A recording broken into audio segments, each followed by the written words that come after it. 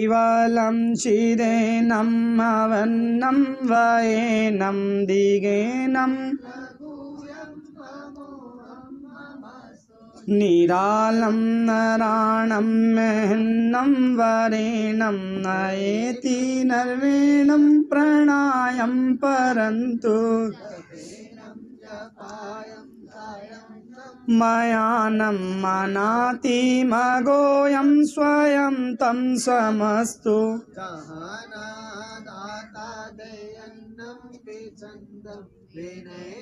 करोति विवर्जित वस्तु विधि वै वेदन्तम् अचन्तेन चन्तं सोनाति सनातं जेनाथ अनन्तो अगाधं बहोदं लहे जन्मादं कुबेरं तयं मम नमामि नमस्तु कुबेरं तेमं नमामि नमस्तु।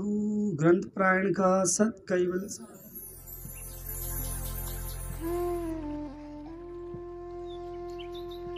सभी श्रोतागणों को सत कैवल साहिब।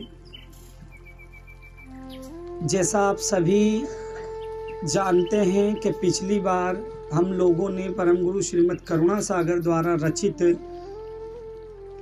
ग्रंथ चौपाइयों का अर्थ किया, परम सिद्धांत पारणव कल्पतरु ग्रंथ, और उस ग्रंथ के अंदर नाम के पीछे नामी पति की महिमा का वर्णन किया था। आज परम गुरु श्रीमद् करुणा सागर द्वारा रचित पंचम स्वसम वेद की हम चौपाइयों का अध्ययन करेंगे, और इन चौपाइयों के अंदर जो विषय रहेगा वो स्थावर जाति में तिलक की महिमा का वर्णन परम गुरु श्रीमद् करुणा सागर महाराज ने किया है।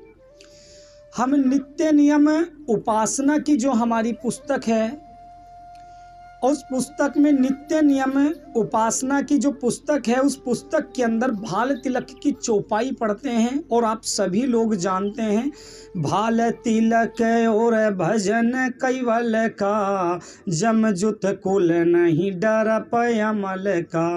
तिलक भाल अनुभव एहि निर्णु, महिमा अतुल गति कहाँ मम वर्णु।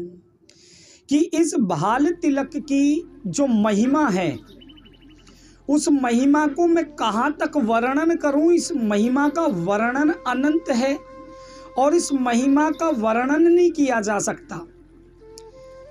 परंतु देवलोक और मृत्युलोक में, देवलोक के अंदर देवताओं में, मृत्युलोक के अंदर मनुष्यों में इस बोध की समझ है। भाल तिलक करने की एक प्रेरणा है जो गुरु से हमें प्राप्त हुई।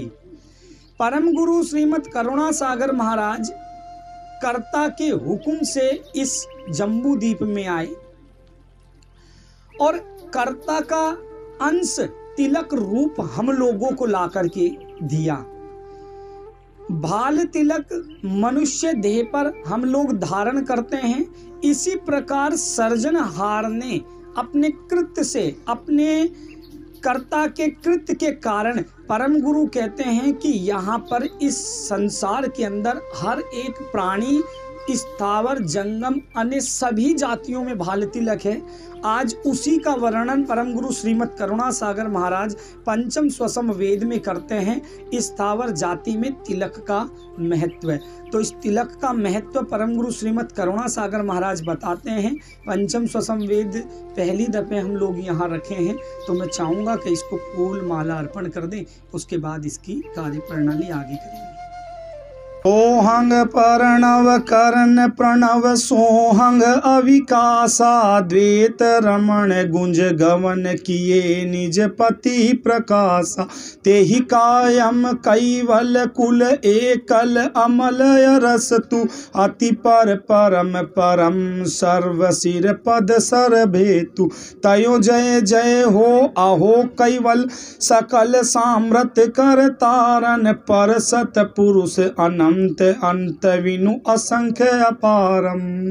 श्रीमद् करुणा सागर महाराज की, कैवल धाम की, श्री अविचल दास जी महाराज की। तो परम गुरु श्रीमद करुणा सागर महाराज कहते हैं, जेहि निज तिलक भाल गतिवंतु, धरे तन सिर जेतन ही जीवंतु, सुनहो संत पंडित तेहि मरमु, कहूँ जेहि अरत तुरत जाए भरमु। कि मैं तुम्हें इस संसार के भाल तिलक की महिमा का वर्णन बताता हूँ। जेहि निज तिलक भाल गतिवंतु, क्या जो भाल तिलक है इसकी महिमा का वर्णन बताता हूँ। धरे तन सिर जेतन ही जीवंतु, क्या हर एक जीव इस संसार के अंदर जो मौजूद है उस जीव के ऊपर भाल तिलक है। सुनो संत पंडित जय मरमु, कहूँ जय अरत तुरत जाए भरमु। कि पंडित ज्ञानी सभी को मैं ये बात बताता हूँ कि सुन के ही तुम्हारा भ्रम समझ लो मिट जाएगा।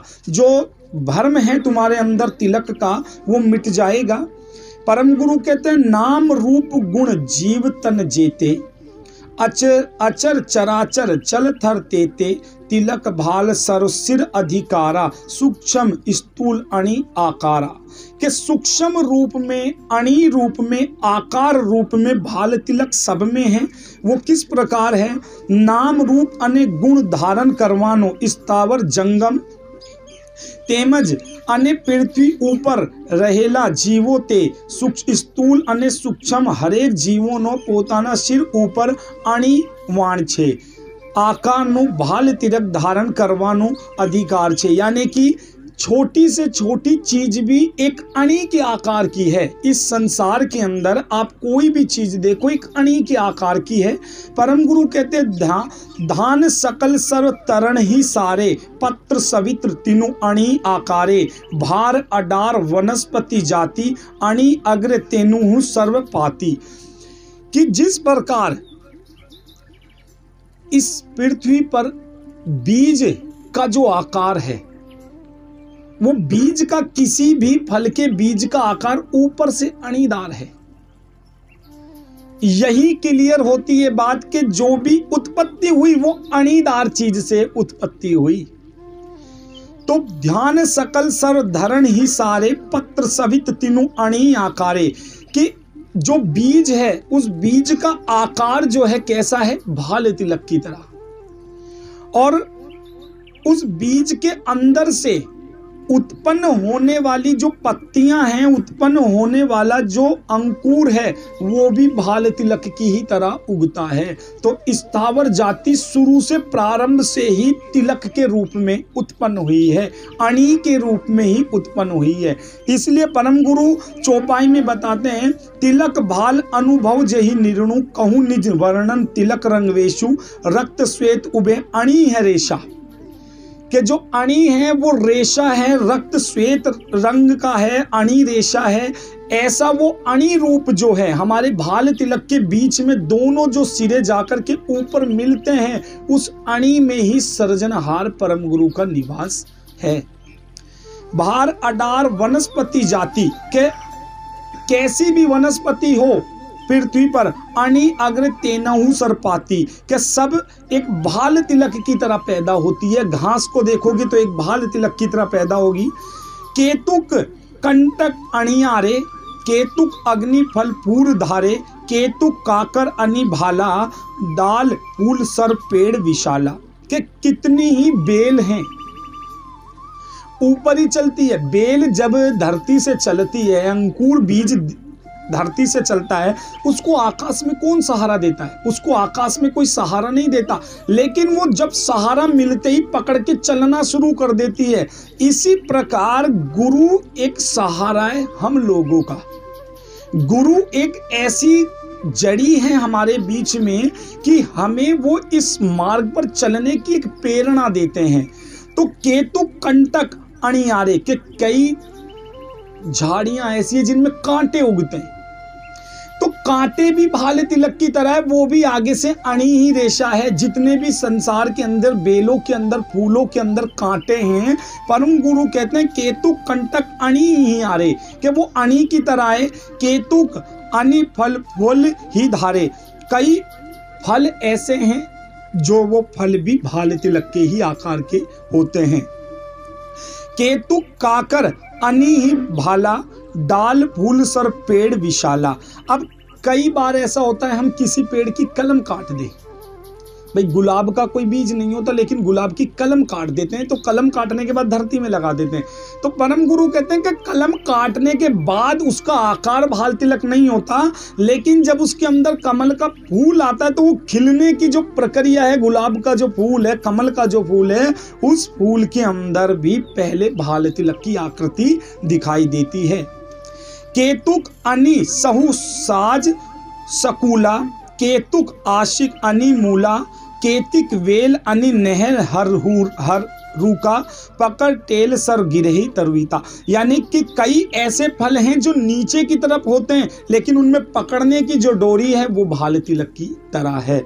हमारी जो ये जंगम स्थावर जाति है, इस स्थावर जाति में वनस्पति जाति आती है। वनस्पति जाति के अंदर परम गुरु कहते हैं कि सभी वनस्पतियों ने एक भाल तिलक की आकृति को पहले धारण किया है। तो कर्ता का जो अंश है वो हम इस भाल तिलक की आकृति से समझ सकते हैं। इसीलिए भाल तिलक परम गुरु श्रीमद करुणा सागर महाराज प्रथम लेकर के आए। केतक पत्र फूल अनि डीरा, केतक अनि सकल शरीरा, द्रव्य सकल के बीजक तीनु आदु, लहो तेई परख परखही अनादु। का कई वनस्पतियां ऐसी है जिसका बीज नहीं है, वो अपने आप उगती है, और कई वनस्पतियां पानी के अंदर होती है, काई पानी के अंदर होती है, लेकिन काई के अंदर उगने वाली जो चीज है वो ऊपर की तरफ चलती है। परम गुरु कहते हैं अग्नि ऊपर की तरफ चलती है, और जो सूर्य से आने वाली किरणें हैं वो भी एक भाल तिलक बना करके धरती पर आती है। इस भाल तिलक का महत्व परम गुरु बताते हैं कि मेन जो सार है समझने वाली वो है अणि। जो ओहंग और सोहंग है, उन ओहंग और सोहंग के मिलने की जो क्षण है, गति है, उसको परम गुरु कहते हैं कि समझने की गति वो है। और इस पूरी कायनात में जिस प्रकार हमारे शरीर के अंदर ओहंग सोहंग मिलते हैं, उसी प्रकार इस संसार के अंदर अणि रूप में सब चीजें मिलती है। तो परम गुरु कहते हैं कि बीजक अनाद आद अंकुरा, उदित प्रथम अणिकार त्रसूरा, कोई अंकुर बेडक गति दर से, पण निकसे अति बीजनी दर से। यानी कि परम गुरु कहते हैं कि कई बार ऐसा होता है खेत में जब किसान बीज डालता है तो एक एक बीज ऐसे नहीं लगाता, वो बीज फेंक देता है, तो कई बीज उल्टा भी तो धरती में जाता होगा। उल्टा जाने के बावजूद भी परम गुरु कहते हैं कि धरती में बीज उल्टा पड़ने के बावजूद भी वो आकृति जो उत्पन्न करेगा वो भाल तिलक की ही करेगा। उसके अंदर फूटने वाली जो अणि है वो भाल तिलक की तरह ही होगी। और जितने भी संसार के अंदर बीज है, उन बीजों के अंदर पहले 3 पत्तियां ही निकलती है। अकार उकार मकार ये शाखाएं हैं, रजोगुण तमोगुण और सतोगुण से समझ लो इसको, ब्रह्मा विष्णु महेश से समझ लो, ये 3 उसकी शाखाएं हैं। परम गुरु कहते हैं कोई अंकुर बेडंग गति दर से, क्या बेडक अगर वो पड़ जाता है, पण निकसे अति बीज निज धर से, क्या धरती में से जो बीज उत्पन्न होगा वो उत्पन्न होने वाली जो चीज है, वो उत्पन्न होने वाली चीज भाल तिलक के ही रूप में आएगी।